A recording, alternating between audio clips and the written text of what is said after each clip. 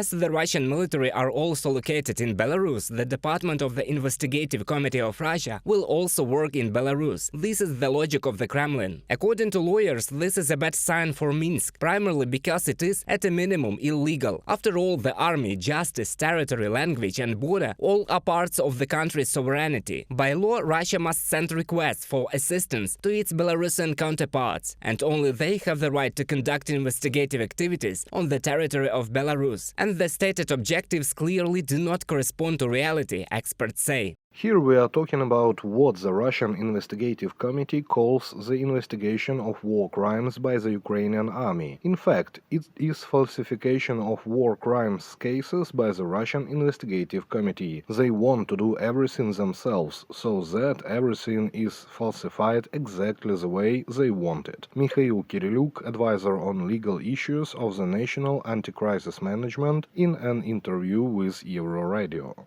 The establishment of the Russian Investigative Committee on the territory of Belarus is another clear symptom of the loss of subjectivity of Belarus, political analysts emphasize. I think they will have other functions, first of all to pursue and identify the Belarusian underground. They can come in from this side as part of Russia's war against Ukraine. And then, how is this?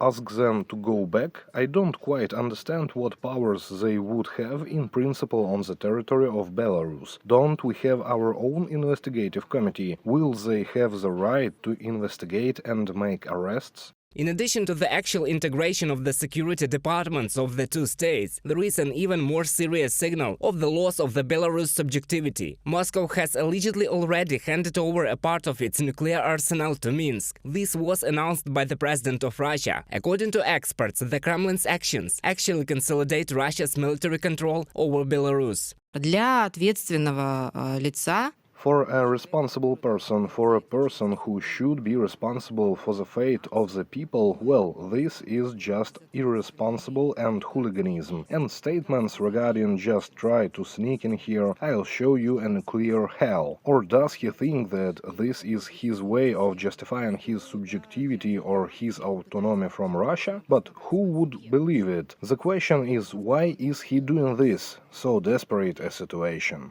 The fact of the transfer of Russian tactical nuclear weapons to Belarus has not yet been confirmed. We'll continue to monitor the situation very closely and very carefully. We have no reason to adjust our own nuclear posture. We don't see any indications that Russia is preparing to use a nuclear weapon. And as for Belarus itself, this is just another example of Lukashenko making irresponsible, provocative choices to cede control of Belarus's sovereignty against the will of the Belarusian people. Earlier, the Dossier Center published a report, Russia's strategic goals in the Belarusian direction. 11 other media outlets from Europe and the United States received the document from an unknown source. It describes the Kremlin's strategy to take over Belarus. By 2030, Moscow intends to complete the reform of the constitution of Belarus, taking into account Russian interests, and to introduce a simplified procedure for issuing Russian citizenship to Belarusians. Reported by Roman Smoler, Christina Dombrovska, UATV News.